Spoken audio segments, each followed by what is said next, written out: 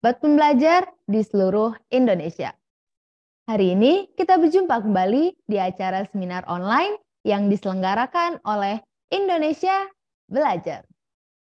Indonesia Belajar adalah sebuah media untuk belajar yang berisikan motivasi, inspirasi, dan pengetahuan. Hadir dalam platform mobile aplikasi yang dapat di-download di Google Play Store maupun Apple App Store. Sahabat pembelajar juga bisa cek website kami di indonesiabelajar.id maupun follow Instagram kami di indonesia_belajar.id. Dan jangan lupa untuk like halaman Facebook kami di indonesiabelajar.id. Baik sahabat pembelajar, perkenalkan saya Tami yang akan mandu seminar online hari ini. Seperti biasa di setiap Kamis siang, kita selalu menghadirkan seseorang yang sangat luar biasa. Dan pada kesempatan kali ini, kita mengundang Bapak Master Guide Danang Priyadi, SPD, MM, CTM. Beliau merupakan seorang storyteller, trainer, motivator, author, writer, adventurer, dan Pathfinder Director Certificate. Karena beliau sudah hadir di tengah-tengah kita, mari kita sapa beliau terlebih dahulu. Selamat siang, Pak Danang. Semangat pagi. Salam Danang datang untuk menang.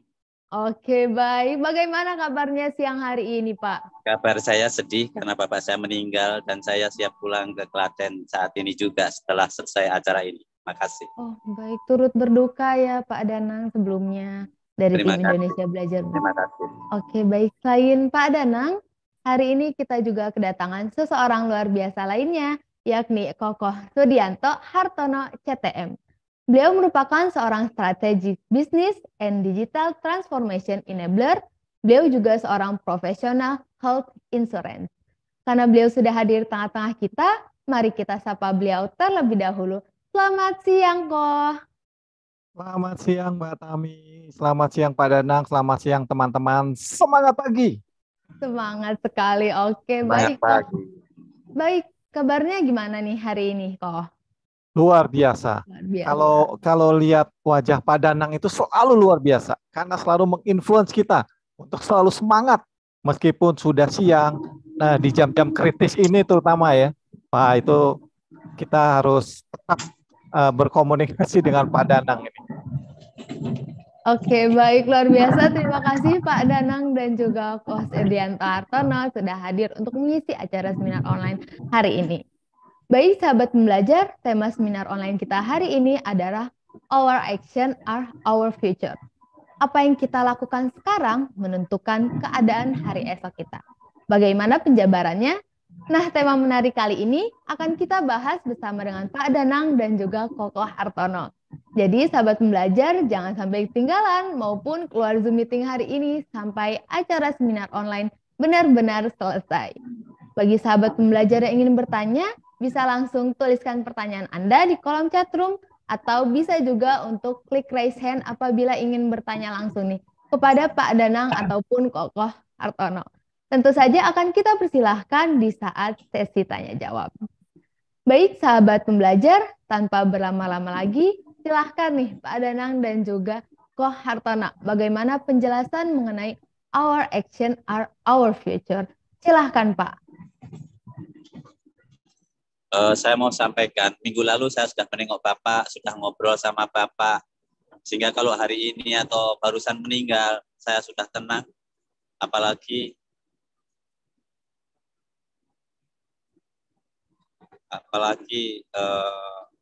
dia meninggal dalam keadaan tidak merepotkan anak-anaknya.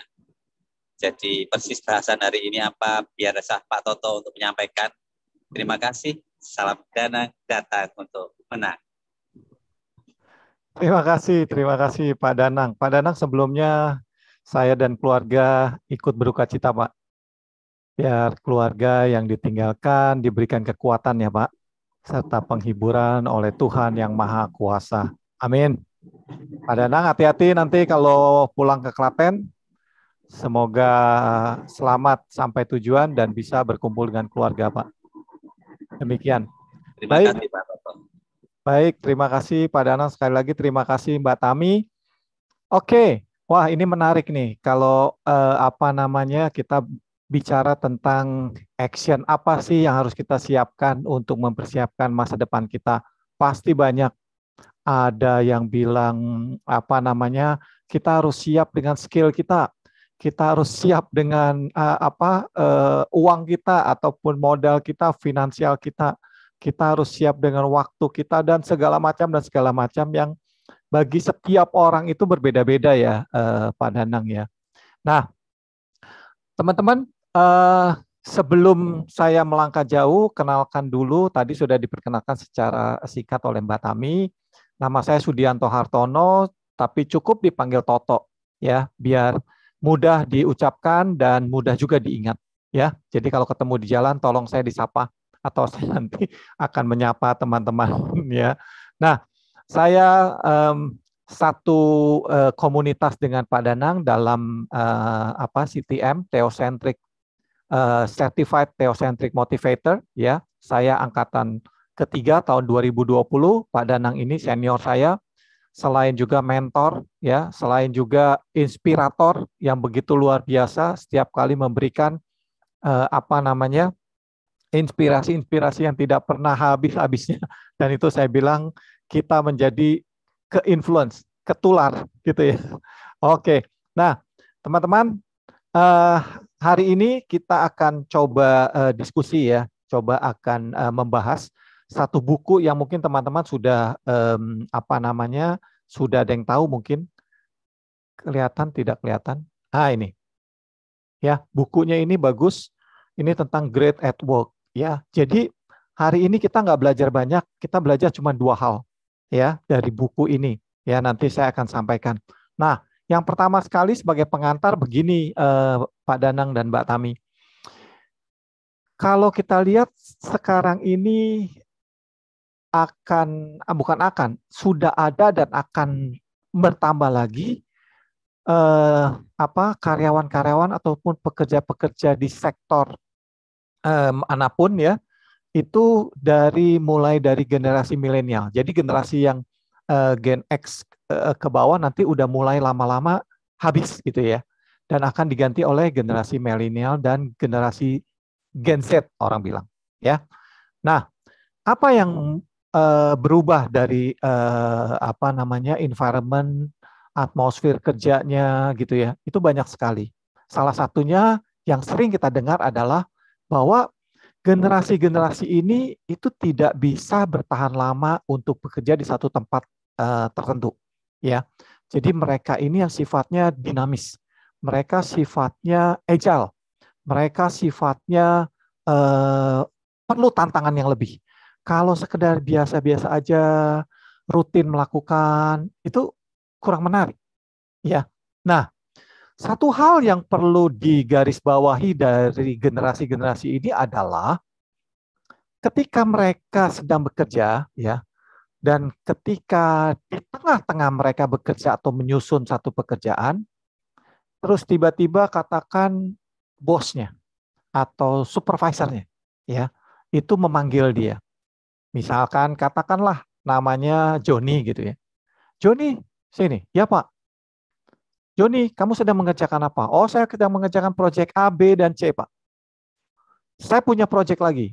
2 proyek lagi, itu tolong kamu tambahkan ke dalam task list kamu. Nah, kira-kira kalau untuk generasi milenial ini, mereka akan gimana?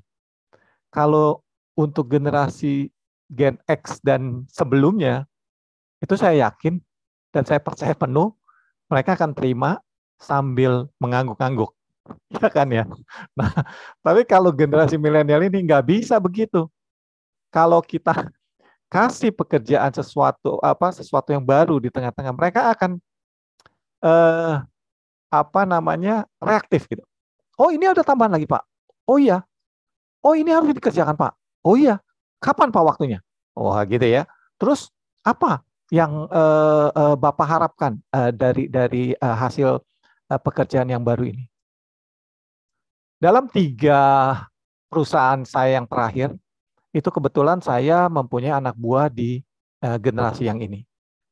Nah, mereka itu seperti itu reaksi yang saya temui, dan mereka akan selalu bertanya kembali. dari pekerjaan yang baru ini, apakah harus dikerjakan? Artinya kita harus mereprioritasi, ya, membuat prioritas baru, atau kita harus menambahkan ini dengan kapasitas dan kemampuan yang ada sekarang. Itu pasti pertanyaannya begitu. Kenapa sih? Ya karena mereka merasa sedang di tengah-tengah fokus untuk mengerjakan yang sudah berjalan, tiba-tiba ada pekerjaan baru. Dan ini yang mereka sampaikan sebagai kritik atau feedback kepada para bosnya ini ya. Pak, kalau saya ditambahkan kerjaan ini, kita harus tentukan prioritas yang baru, Pak. Kalau tidak, saya tidak bisa harapkan atau saya tidak bisa menjanjikan ini akan saya deliver dalam waktu yang Bapak inginkan. Dan kualitasnya juga tidak bisa saya jamin akan bagus. Itu yang mereka katakan. Dan itu yang mereka ingatkan kepada setiap para bos ini. Dan para bos ini nanti akan berpikir keras. Benar juga. Kalau ditambahin ini, nanti pekerjaan yang ada sekarang tidak selesai pada waktunya. Atau kualitasnya menjadi kurang baik.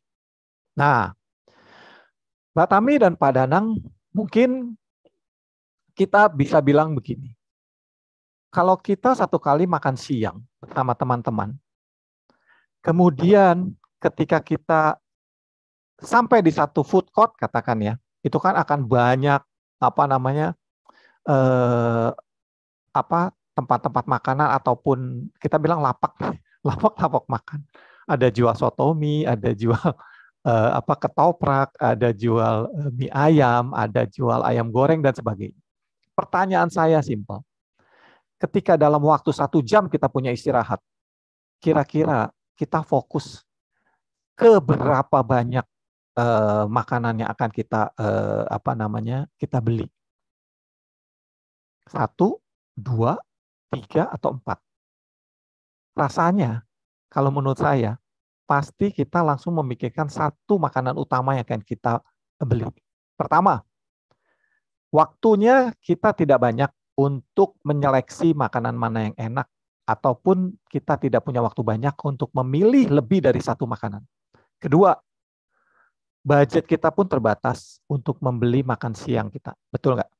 Ketiga, kita pun mempunyai limit di dalam tubuh kita untuk menghabiskan makanan yang banyak. Artinya, kita harus fokus kepada satu hal yang kita akan beli atau kita makan pada siang itu. Iya kan?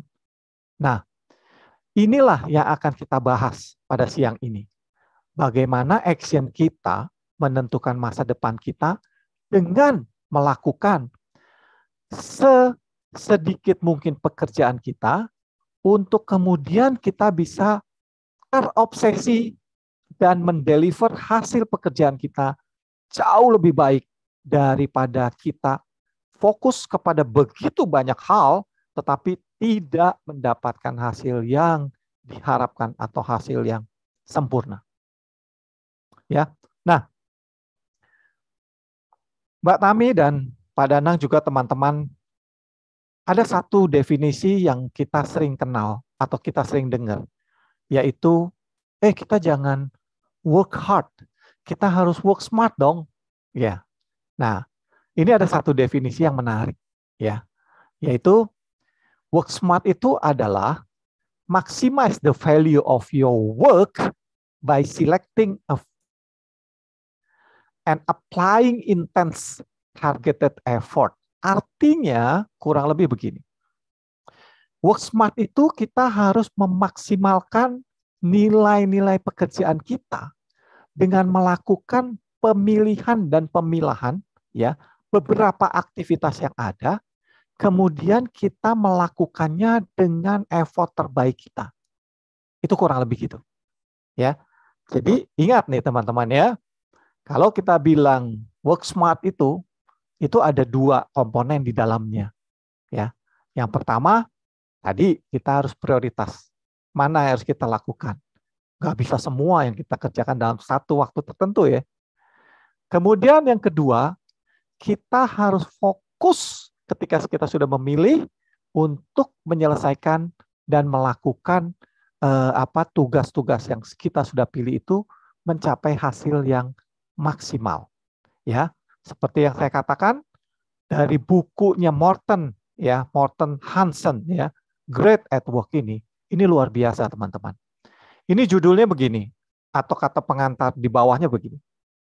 Great at Work itu judul bukunya, bagaimana karyawan terbaik bekerja lebih sedikit, memiliki hasil lebih baik dan pencapaian lebih tinggi.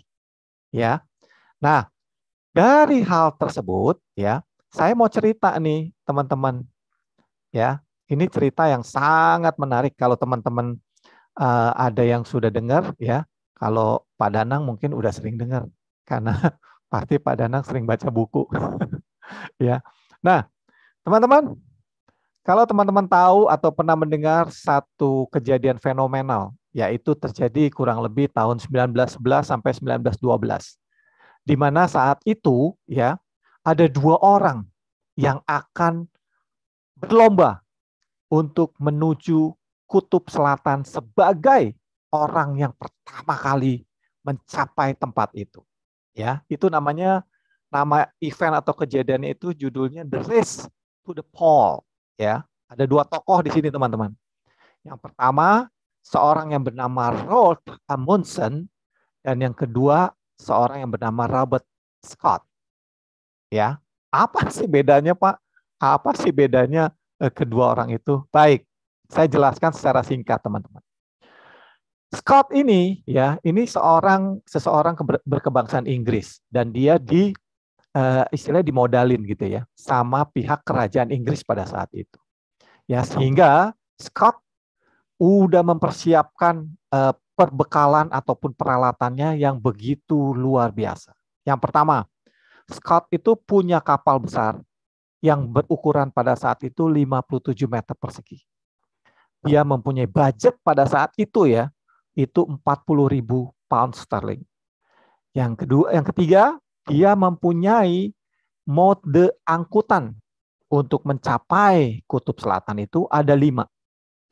Yang pertama anjing sebagai penarik kereta, yang kedua kereta yang pakai motor, kereta salju maksudnya. Yang ketiga kuda poni Siberia yang akan menarik keretanya juga. Yang keempat dengan ski, yang kelima kereta yang ditarik manusia. Ya. Dia punya kru nih ya, teman-teman punya tim ya, itu 65 orang. Nah, apa yang didapat oleh Amundsen? Amundsen seorang kebangsaan Norwegia. Ya, dia hanya mempunyai 1 kapal yang lebih kecil. Ya, itu ukurannya 40 meter persegi luasnya. Yang kedua, dia cuma mempunyai budget setengahnya, 20.000 pound sterling pada saat itu. Yang ketiga, Amundsen ini ya, itu cuma punya 1 mode angkutan, yaitu anjing penarik kereta. Ya. Dan dia punya kru ataupun tim itu jumlahnya 19 orang. Jauh ya. Yang satu 65, satu 19. Yang satu punya 5 mode transport, yang satu punya 1 mode transport. Teman-teman, begitu perlombaan dimulai, kira-kira yang menang siapa teman-teman? Boleh tolong di chat nggak? Dibantu saya untuk tolong di chat. Kita coba lihat siapa yang ngantuk, siapa yang berkonsentrasi. Ayo, Amundsen dengan Scott, ya, dengan tadi yang saya jelaskan, dia punya kapal besar, budget lebih besar. Amundsen kapal lebih kecil, budget lebih kecil, orangnya lebih banyak. Si Scott, Amundsen orangnya lebih sedikit. Siapa kira-kira yang menang, teman-teman? Begitu perlombaan dimulai sampai akhir. Boleh tolong di chat? Scott atau Amundsen gitu. Scott, Amundsen, Scott, Amundsen. Ayo. 1, 2, 1, 2, 3. 1, 2, 3. Ayo. Kira-kira siapa yang menang dalam perlombaan itu? Oh, Scott. Waduh. Mbak Rin, wah, thank you, terima kasih. Mas Hendarto, Amundsen, terima kasih. Wah, luar biasa. Ternyata masih fokus ya. Pasti ada kopi di sebelahnya nih. Ya. Nah, teman-teman, kembali ke cerita ini, ketika ya mereka sudah berlomba, yang terjadi adalah Amundsen bisa tiba lebih dulu dan menjadi manusia pertama yang menjejakkan kaki di area ataupun di tujuan kutub selatan ini. Ya, 34 hari kemudian Scott baru sampai ke situ.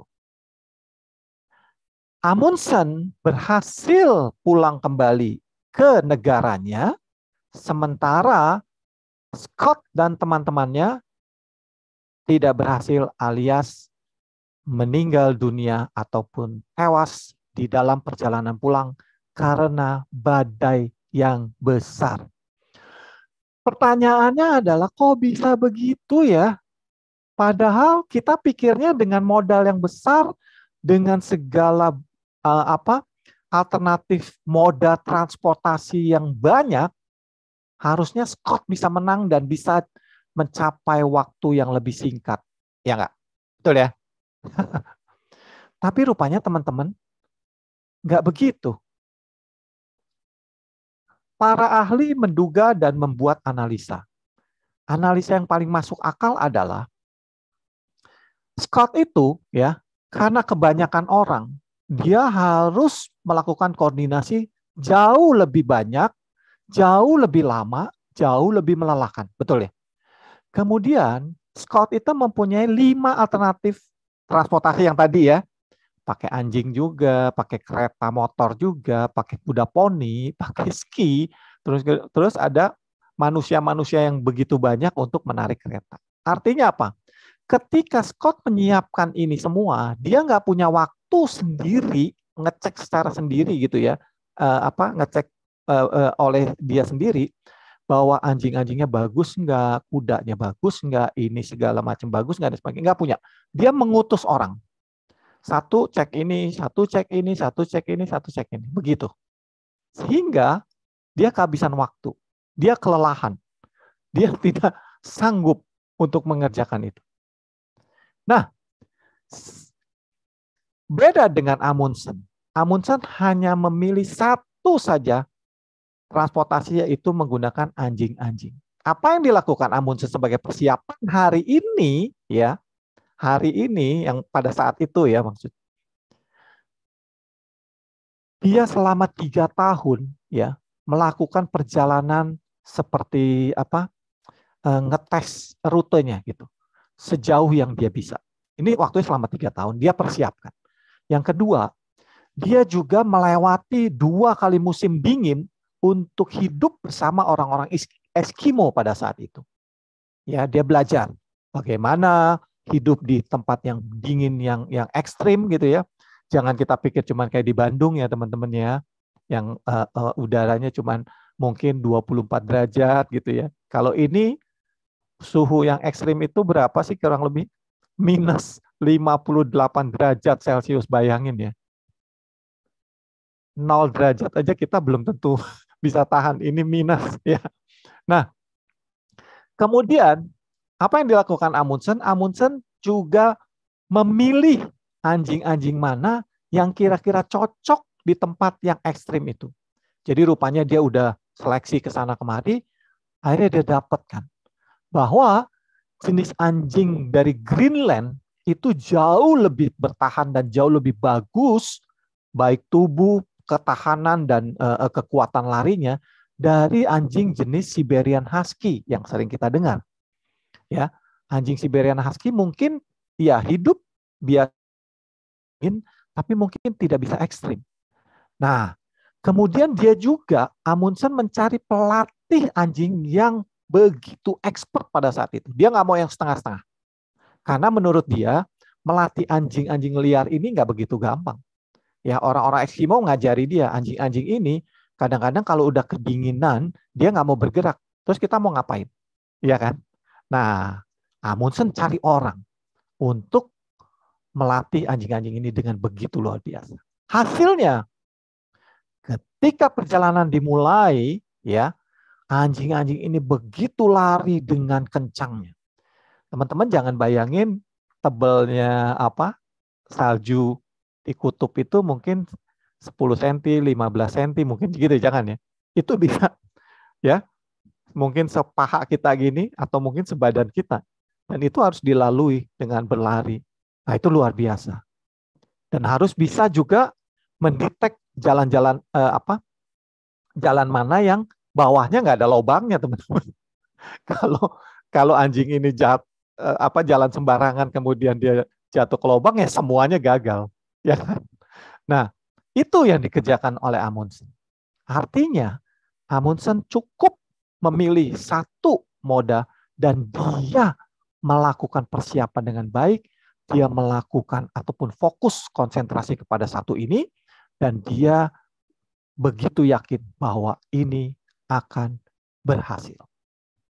Nah, teman-teman, belajar dari cerita ini, Amundsen dan Scott ya, kita akan mendapatkan satu pelajaran bahwa ketika kita terlalu banyak hal-hal yang ingin kita kerjakan dalam satu waktu tertentu dan kita mendapatkan hasilnya yang ya istilahnya olesan tipis lah di roti kita ya. Kalau kita makan roti pagi-pagi, kita suka olesin dengan selai ya, stroberi, jeruk, selai apalagi lah, terserah ininya ya, selera kita masing-masing ya. Dan itu kalau kita mengerjakan banyak hal, kita cuma dapat olesannya tipis gitu ya. Waktu kita makan, yang kita dapat kira-kira apa sih? Rasa roti dengan samar-samar selai stroberi tadi, ya kan? Jadi kita nggak begitu menikmati isinya, kita tidak begitu menikmati intinya, kita tidak begitu mendapatkan hasilnya yang maksimal. Ya. Nah, teman-teman, saya break di sini dulu. Saya kembalikan ke Mbak Tami untuk boleh kita mungkin ada pertanyaan ataupun tambahan dari Pak Danang juga, silakan. Oke, baik, sekali lagi. Baik, terima kasih untuk Ko Toto atas penjelasannya. Sangat luar biasa sekali dari ceritanya Ko Toto. Dari Pak Danang, karena di perjalanan, apakah masih bisa Pak untuk tambahannya? Silakan Pak Danang. Dilanjutkan dulu, Tami. Makasih. Oh iya, siap. Oke, baik. Terima kasih Pak Danang. Lalu sahabat pembelajar, saat ini kita akan buka sesi tanya jawab. Jadi untuk sahabat pembelajar yang ingin bertanya, bisa langsung tuliskan pertanyaan Anda di kolom chatroom ini, atau bisa juga untuk klik raise hand-nya nih apabila ingin bertanya langsung kepada Ko Toto. Tentunya akan kita persilahkan saat ini juga. Nah, mungkin aku mau tanya sedikit nih, Ko. Misalnya, kita kan mau untuk fokus di satu tujuan, tapi setelah beberapa tujuan tercapai. Nah, kira-kira kalau begitu bagus nggak ya, Ko Toto? Boleh dijelaskan, Ko Toto, baiknya bagaimana? Silakan, Ko. Ya, ini pertanyaan yang bagus dan sering ditanyakan nih Mbak Tami. Ini saya mesti mendisklaimer atau ini dulu ya, bahwa gini. Apa yang saya jelaskan barusan itu di dalam konteks kita coba melakukan prioritisasi ya pekerjaan kita. Itu pun yang tadi saya bilang contoh di dalam pekerjaan sekalipun ya, ketika bos kita sekalipun menambahkan satu pekerjaan di tengah-tengah kita sedang fokus, itu kita harus kasih respon kepada bos kita. Ya, bahwa kalau memang kita harus mengerjakan hal yang lain lagi sebagai additional task kita, nggak apa-apa, saya sih oke. Tetapi kita kasih penjelasan tentang konsekuensinya. Ya, ini dalam konteks kita melakukan sekali lagi prioritisasi, bukan di dalam konteks kita menolak pekerjaan, bukan. Dan itu akan ada lagi di dalam bab selanjutnya nanti kita bahas ya. Nah, kalau kita sudah melakukan hal-hal yang tadi ya, pekerjaan-pekerjaan ataupun kita sudah pilih mana yang menjadi prioritas kita dan kita sudah kerjakan dengan baik dan kita sudah deliver hasilnya dengan baik dan memuaskan bahkan extraordinary ya, Nah, ini kita bisa tunjukkan kepada bos, Pak, Bu, ini loh hasil kerja saya. Tolong Ibu review dan tolong Ibu kasih feedback ke saya. Nah, setelah itu kalau memang sudah oke, oh ya sudah nih Mbak Tami, oke, bagus, good job, saya puas sekali. Nah, baru kita lari atau baru kita fokus ke tas ataupun hal yang berikutnya, sehingga kita melakukan satu demi satu ataupun dua demi dua yang bisa kita lakukan sesuai dengan kapasitas kita. Jadi kita nggak bisa melakukan banyak hal di dalam satu waktu tertentu untuk kita memenuhi ataupun kita menyenangkan hati bos kita atau hati atasan kita gitu ya Mbak Tami ya. Kurang lebih seperti itu Mbak Tami, apakah cukup menjawab atau masih ada pertanyaan lagi? Silakan. Oke, baik. Luar biasa sekali. Terima kasih, Ko Toto. Sangat menjawab dari pertanyaan saya. Jadi mungkin saya ingatkan juga untuk sahabat pembelajar yang ingin bertanya, bisa langsung tuliskan pertanyaannya di kolom chatroom atau bisa juga untuk klik raise hand-nya. Saya juga ingatkan untuk sahabat pembelajar, untuk tahu jadwal-jadwal seminar online kita di Indonesia Belajar, bisa langsung cek di YouTube kita di Indonesia Belajar Official. Bisa juga untuk cek di Instagram Indonesia_belajar.id. Baik, Ko Toto, mungkin karena dari sahabat pembelajar belum ada pertanyaan, mungkin bisa dilanjutkan sedikit, ada cerita lain tidak ya dari Ko Toto? Silakan, Ko. Saya disuruh cerita banyak, nanti waktunya habis untuk cerita aja. Jadi baik Mbak Tami, terima kasih. Saya lanjutkan. Nah, teman-teman, ada seorang yang bernama David Goleman. David Goleman itu siapa sih? Daniel Goleman. Daniel Goleman itu siapa? Daniel Goleman ini pakar EQ ya, emotional quotient ya. Dan Stephen Covey. Stephen Covey pasti teman-teman tahu ya, yang terkenal dengan Seven Habits-nya. Nah, mereka berdua ini ngomong gini, seseorang itu ya harus mempunyai prioritas dalam bekerja. Tidak bisa memilih semua ya. Kalau mau semua itu bukan milih ya, itu maruk. Satu, kamu mau berapa? 1, 2, 3 nggak? Saya mau 3-3-nya, itu bukan milih ya. Jadi kalau milih di antara 3 pilih 1 atau pilih 2 gitu ya. Nah, Stephen Covey sama Daniel Goleman bilang gini ya, seseorang itu tidak harus punya prioritas dalam bekerja. Tidak bisa memilih semua untuk dikerjakan. Karena dengan prioritas maka bisa dikerjakan dengan fokus dan konsentrasi yang tinggi untuk mendapatkan hasil terbaik ya. Contohnya apa? Yang tadi cerita tentang Amundsen ya, yang dia fokus kepada satu moda transportasi dan bisa memenangkan race itu ya. Nah, ada lagi nih seorang bapak-bapak ya, pada zaman itu maksudnya ya. Seorang peraih Nobel di bidang ekonomi yang bernama Herbert Simon pernah berkata begini, kelimpahan informasi ini akan menciptakan kemiskinan perhatian. Jadi rupanya ya, kalau Mbak Tami ini suka, misalnya katakan Mbak Tami suka teh ocat itu ya, yang suka banyak dijual ya. Nanti temannya bilang gini, Tam, beli aja oca ini, beli aja oca itu, beli aja oca ini. Makin enak apa makin bingung kira-kira? Makin, aduh, yang mana ya yang enak? Aduh, kepengen semua kayaknya. Nah, itu akan menciptakan kemiskinan perhatian. Jadi, mau yang ini, mau yang itu, mau yang ini. Akhirnya, oh semuanya bawa deh. Cicipin satu. Nggak bisa. Cicipin satu masih ketinggalan. Jadi, waktu mencicipi yang kedua, rasanya udah bias gitu ya. Nggak bisa memberikan pendapat enak atau tidak enak gitu. Nah, teman-teman sama juga ya yang tadi. Ketika kita memilih untuk mengerjakan mana yang kita akan kerjakan, ya, nah kita harus juga memutuskan 1, 2, 3 atau berapa yang kita mau kerjakan. Nah, di dalam hal yang tadi saya bilang, mengerjakan sedikit dan terobsesi, ini paling tidak ada 2 hal yang kita harus ingat ya. Yang pertama, kita memilih sedikit prioritas, ya.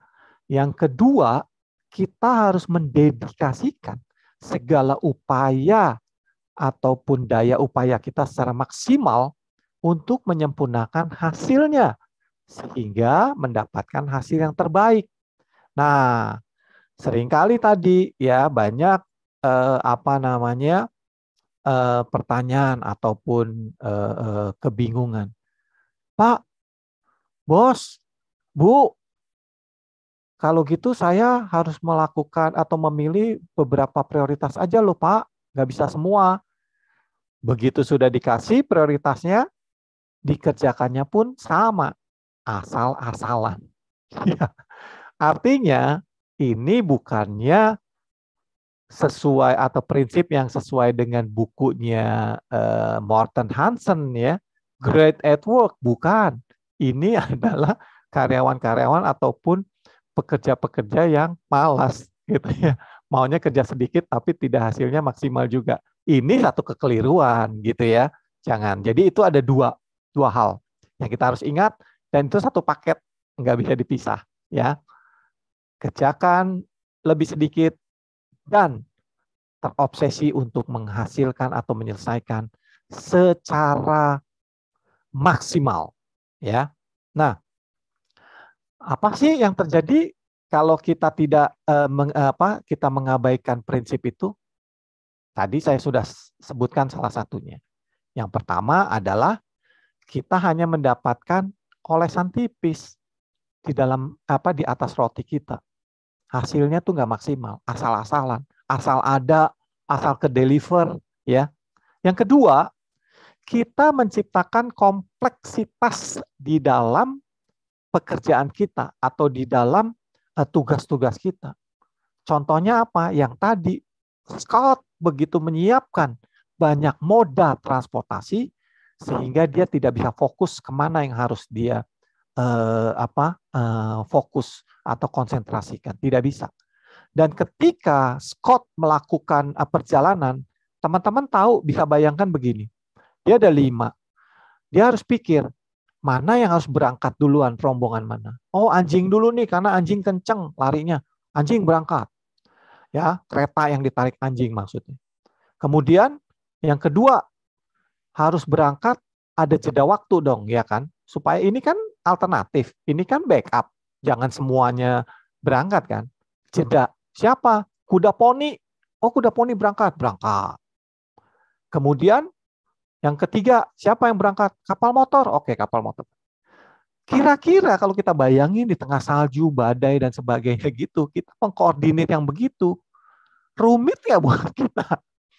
Kita menimbulkan kompleksitas sendiri buat pekerjaan kita kan.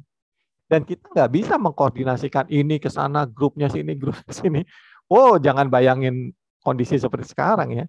Kan waktu itu tuh cuaca dingin ya kan. Mungkin ada badai, nggak ada matahari, gelap gulita dan sebagainya. Nah, teman-teman bayangin, kalau kita menciptakan kompleksitas di dalam pekerjaan kita, akhirnya apa? Bisa-bisa semuanya berantakan, nggak ada yang berhasil. Ya nggak sih? Semuanya tuh yang kita udah kerjakan percuma, ya. Nah, ada satu karyawan di satu perusahaan ya teman-teman ya. Perusahaannya itu namanya BCG. Kalau teman-teman pernah dengar, Boston Consulting Group. Ya, kita bilang, sebut aja tadi Joni itulah karyawan yang baru lulus, rajin, masih bersemangat ya. Dan dia mempunyai rekan kerja yang namanya Natalie. Joni ini begitu lihat Natalie, dia itu merasa ini kompetitor, ini saingan gue. Jadi gue harus menunjukkan kinerja performance gue jauh lebih baik dari dia. Dan sebagai karyawan baru, yang dilakukan adalah dia memperpanjang waktu kerjanya. Ya, jadi kalau Natalie kerjanya kalau di kita misalnya 8 to 5 ya, dari jam 8 sampai jam 5 sore, katakan begitu. Atau kalau di sana jam 9 sampai jam 6 ya. Nah, si Joni ini enggak, lembur, pulang jam 8, jam 10 malam gitu ya. Atau jam 11 malam. Hari libur masih kerja juga. Wah. Tapi begitu satu ketika disuruh presentasi oleh manajemennya, Yang terjadi adalah hasil kerja Natalie itu jauh lebih diapresiasi dari hasil kerja Joni. Kenapa? Joni bingung. What's wrong with me? Apa yang salah dengan gue nih? Gue udah mendedikasikan waktu gue lebih lama. Memikirkan hal ini jauh lebih baik gitu ya. Tapi apa kok Natalie yang bisa dipilih? Nah, satu ketika Joni ini lembur. Dan dia ingin ngobrol dengan Natalie dan dia ke tempat duduknya gitu ya. Dia mencari, nggak ada orangnya. Lalu dia biasa ke pantry ya. Kalau kita tanya ke pantry, oh mungkin ada di pantry lagi minum, bikin kopi, bikin coklat dan sebagainya. Tapi rupanya dia hanya ketemu dengan seorang office boy gitu ya. Dan dia tanya, Mas, lihat Ibu Natalie nggak? Gitu ya. Oh nggak ada Pak. Oh kenapa? Ibu Natalie itu nggak pernah lembur Pak. Datangnya tepat, pulangnya tepat waktu Pak. Jadi dia nggak pernah lembur sama sekali. Joni terhenyak sebentar gitu. Oh ternyata Natalie itu nggak pernah lembur. Jadi harusnya gue ini jauh lebih banyak mengorbankan waktu gue di kantor loh dibanding Natalie. Tapi ketika itu dia juga menemukan bahwa ada satu hasil presentasi Natalie yang dipresentasikan ke manajemen dan dia lihat hasilnya, oh iya, hasil presentasi Natalie ini memang jauh lebih baik dari yang dia punya gitu, dari yang Joni punya. Lalu Joni memikirkan, dari situ Joni memikirkan hal begini. Ternyata waktu kerja yang panjang itu tidak juga membawa hasil yang baik. Tapi mengerjakan lebih sedikit itu lebih membantu fokus dan konsentrasi kita jauh lebih baik dan akan menghasilkan satu pekerjaan, kualitas pekerjaan yang tentunya jauh lebih baik juga. Ya. Nah, teman-teman, kalau kemudian kita kembali memikirkan bahwa oh kalau gitu kita santai aja dong. Nanti kalau bos suruh ini, kita boleh menolak dong ya. Kita boleh mengatakan, bos, enggak loh, kita harus do less than obsess. Mengerjakan sedikit dan terobsesi loh bos untuk hasil kerja yang lebih baik gitu ya. Tapi kemudian orang ini alih-alih mengerjakan dengan baik, dia hanya bermalas-malasan. Ini beda konteks ya teman-teman. Bukan seperti itu konteks di dalam buku ini atau yang kita bahas. Nah, terus pertanyaan berikutnya begini teman-teman. Ketika kita sudah memilih ataupun melakukan prioritisasi dengan pekerjaan lebih sedikit, apa yang dimaksud dengan obsesi? Apa yang dimaksud dengan fokus ataupun apa yang dimaksud dengan dedikasi itu? Teman-teman, saya percaya teman-teman itu sudah pernah dengar orang yang bernama Thomas Alva Edison, ya. Nah, teman-teman, kalau kita bicara Thomas Alva Edison, itu pasti orang yang menemukan lampu, ya kan? Tapi tahukah teman-teman bahwa Bapak Thomas ini, itu melakukan berapa kali experience untuk menemukan lampu pijar ini? Ya, kira-kira ada yang bisa tebak nggak? 10 kali, 100 kali, 1000 kali, atau berapa? Kalau ada yang bisa tebak, tolong di chat. 100 kali, 200 kali, 300 kali gitu ya. Boleh. Tolong di chat, jadi kita bisa tahu. Ya. Nah, ternyata teman-teman, Thomas Alva Edison itu melakukan percobaan atau eksperimen, ya. Wow, keren Mas Hendarto, 1000 kali. Terima kasih. Nah, rupanya dia membuat eksperimen itu sebanyak 9.955 kali. Wow. Teman-teman, saya tuh lagi mikir ya waktu baca jurnal itu. Kira-kira kalau Bapak Thomas itu 10 kali atau katakan 100 kali lah dia coba, dia gagal, terus dia berhenti gitu, kira-kira apa ya? Hari ini ruangan kita gelap, teman-teman. Kita nggak bisa punya lampu, dan kita nggak akan melihat dunia yang terang ini, nggak bakal. Tapi itulah yang dinamakan dengan terobsesilah, fokuslah, konsentrasilah. Jadi kalau kita udah pilih pekerjaan kita, prioritas kita lakukan dengan sungguh, kita dedikasikan waktu, fokus, tenaga, effort kita yang terbaik untuk menghasilkan hasil yang terbaik. Teman-teman pernah dengar satu alat kipas angin ya, yang sekarang di mall tuh banyak yang mereknya Dyson. Dyson itu tulisannya gimana? D-Y-S-O-N. Itu penemunya atau yang punyanya itu namanya James Dyson. James Dyson ini, ya, kalau teman-teman lihat ada satu kipas angin yang bolong gitu, itu kipas angin inovatif tuh, ya, nggak ada baling-balingnya kan ya. Kalau kipas angin yang kita kenal kan ada baling-balingnya. Kalau ini nggak ada loh. Nah itu, Dyson ini tahu nggak melakukan prototype itu berapa banyak? 5.000 kali prototipe dia bikin ulang, bikin selama berapa tahun? 15 tahun, teman-teman. Dan itu dia tidak bisa katakan ya berhasil sebelum dia merasa ini begitu sempurna untuk di launching. Nah, itu yang terjadi, teman-teman, ketika kita sudah melakukan priorisasi kita secara baik dan benar sesuai kebutuhan, dan kita melakukan pekerjaan atau menyelesaikan pekerjaan itu dengan begitu obsesinya, begitu kepengennya kita melakukan hal tersebut dengan effort terbaik kita. Demikian Mbak Tami, saya kembalikan dulu, kita akan diskusi tentang pertanyaan mungkin ya.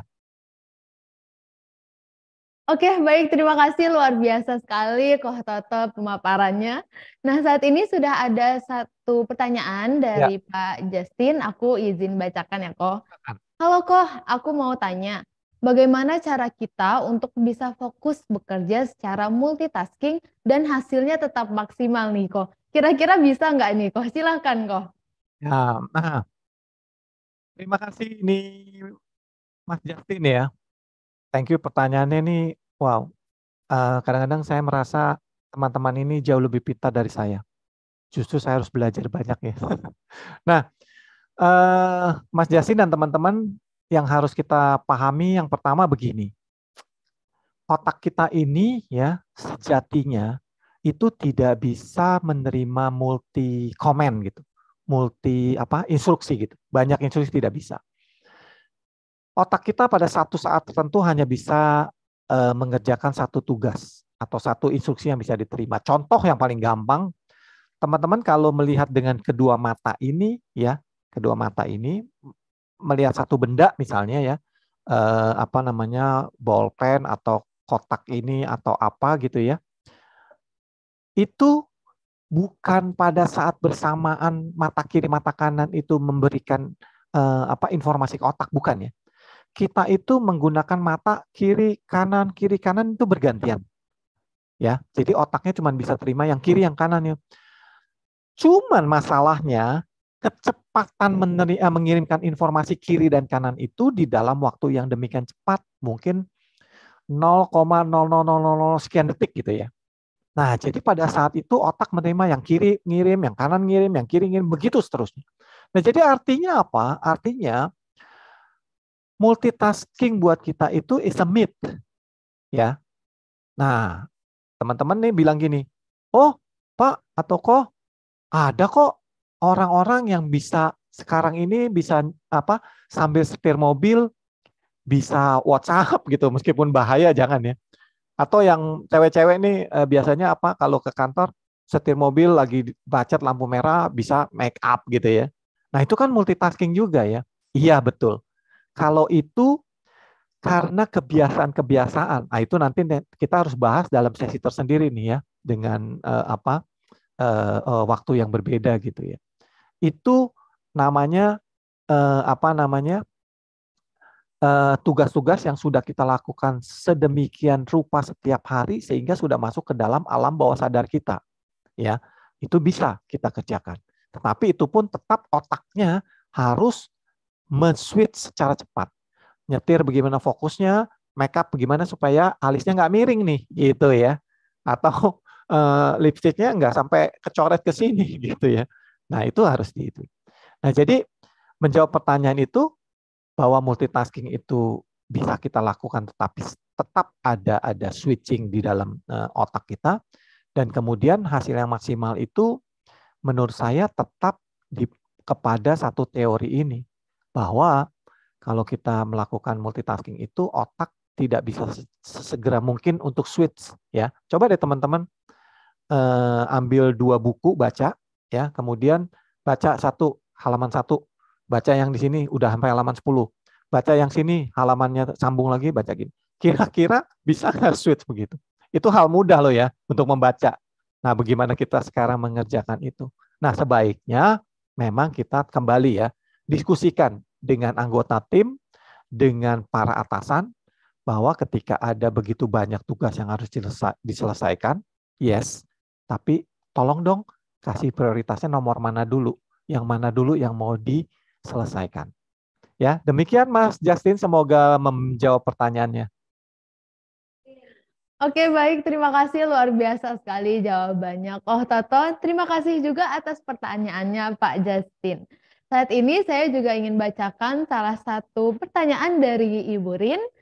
Berarti lebih baik untuk mengerjakan sesuatu dengan waktu yang lebih panjang dan hasil yang maksimal ya, Koh, dibandingkan dengan mengerjakan sesuatu lebih cepat tetapi hasilnya kurang memuaskan. Apakah benar seperti itu, Koh? Silahkan boleh Koh Toto untuk dijawab, Koh. Terima kasih loh Mbak Rin atau Ibu Rin ini ya. Pertanyaannya cukup sulit dijawab. Ya, nah kembali tadi saya refresh ya, saya ingatkan bahwa itu di dalam konteks kita melakukan prioritas ya, bukan artinya di dalam kita melakukan pekerjaan-pekerjaan kita itu kita mengabaikan waktu yang ditentukan ya. Misalnya kita sudah tentukan kalau kita menyelesaikan proyek A ini akan selesai dalam 3 bulan. Bukan berarti di dalam istilah kita ngebut gitu ya, 1,5 bulan bisa selesai. Tapi hasilnya mungkin biasa-biasa aja atau hasilnya kurang memuaskan, itu bukan seperti itu konteksnya. Tetapi dalam konteks kita sudah menetapkan prioritas kita kerjakan ini, kita fokus. Itu artinya kita tidak memberikan distraction kepada otak ataupun konsentrasi kita dengan memikirkan hal-hal yang lain, ya. Lebih kepada fokus dengan apa yang kita harus selesaikan sebagai prioritas utama kita. Itu kurang lebih seperti itu Mbak Tami dan Bu Rin, semoga menjawab. Oke, baik. Terima kasih luar biasa jawabannya dari Koh Toto. Terima kasih juga Ibu Rin atas pertanyaannya, sangat luar biasa. Semoga terjawab ya dari pertanyaannya Ibu Rin. Nah, selanjutnya sahabat pembelajar, bagi yang ketinggalan acara seminar online hari ini, bisa langsung cek YouTube kita di Indonesia Belajar Official. Tentunya kita akan upload video-video terbaru Indonesia Belajar dan seminar-seminar online yang diselenggarakannya. Dan juga sahabat pembelajar juga bisa cek kembali untuk video-videonya, lalu melakukan like, komen, serta share juga kepada kerabat semua dan juga family-family untuk kita berbagi pengetahuan bersama. Nah, baik, dikarenakan sudah tidak ada lagi pertanyaan belajar. Apa itu terpental ya, Pak Toto? Halo, Pak Toto terpental? Enggak ada. Oh, ada. Yes. Saya hanya nambahin sedikit aja. Ya. Multiple intelligences yang saya tangkap, yang saya alami, itu ya, tadi seperti Pak Toto sampaikan, fokus pada satu hal. Jadi waktu saya ikut lomba matematika, saya bisa juara 1 dari 7.000 orang, tapi fokusnya di situ. Waktu saya ikut menulis naskah drama radio, saya juara 1 dari 40 orang, fokus di situ. Waktu saya ikut travel konsultan di Dinas DKI Jakarta, saya juara 1, fokus di situ. Waktu kuliah S2, saya lulus secepat terbaik, peringkat 1 cum laude, saya fokus di situ. Sehingga Danang datang untuk menang dari SD, SMP, SMA, kuliah, atau lomba puisi pun juara 1, atau pidato dapat Dice Award for Achievement dari Dale Carnegie yang datang dari Vice President dan Presiden di Instruction Dale Carnegie di Amerika Serikat. Saya fokus di situ, latihan di situ. Waktu mendongeng pun saya juga khusus di situ, sehingga saya bisa dipanggil dari Sabang sampai Merauke. Akhirnya bisa keliling Indonesia, fokus di situ. Meskipun Bapak meninggal, saya barusan menyelesaikan tugas, semalam saya berkhotbah, lalu tadi pagi saya harus ngasih training di Gramedia, lalu sekarang Indonesia Belajar, dan sekarang sudah sambil menyiapkan baju-baju yang mau saya bawa, sambil mempersiapkan mobil saya. Tapi satu-satu fokus. Sehingga akhirnya berhasil, lalu ini multiple. Tapi kalau yang disampaikan kayak Pak Toto, membaca buku satu dan yang lainnya, memang itu susah. Ya, karena terpecah-pecah. Tapi bagi saya fokus satu bidang, sehingga saya bisa mendongeng bersama Kak Seto, saya bisa presentasi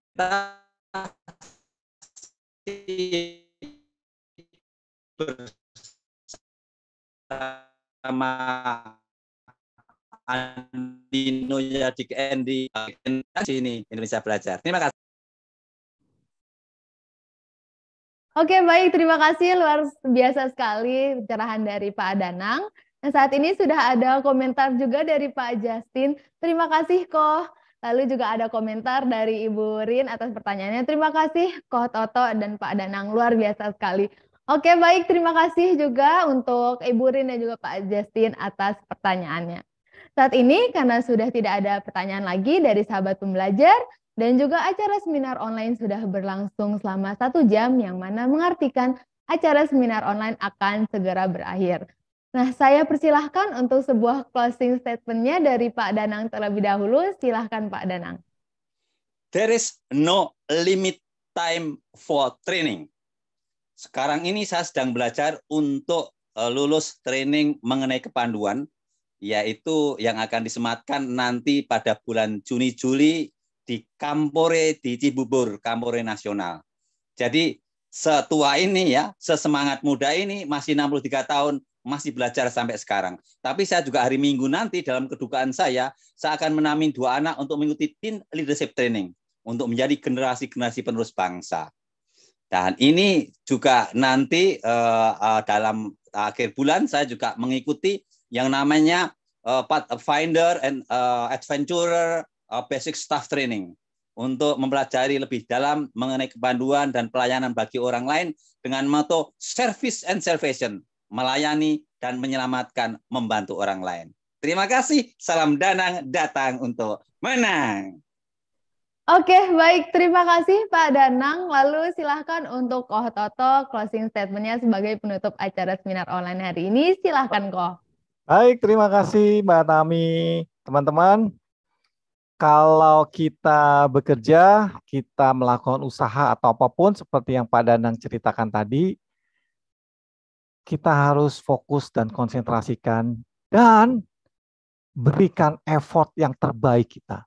Jangan mau rata-rata, jangan ya. Be obsessed or be average ya. Jadilah yang terobsesi dengan pekerjaan kita atau kita menjadi orang yang rata-rata. Tidak ada yang menonjol nanti ya.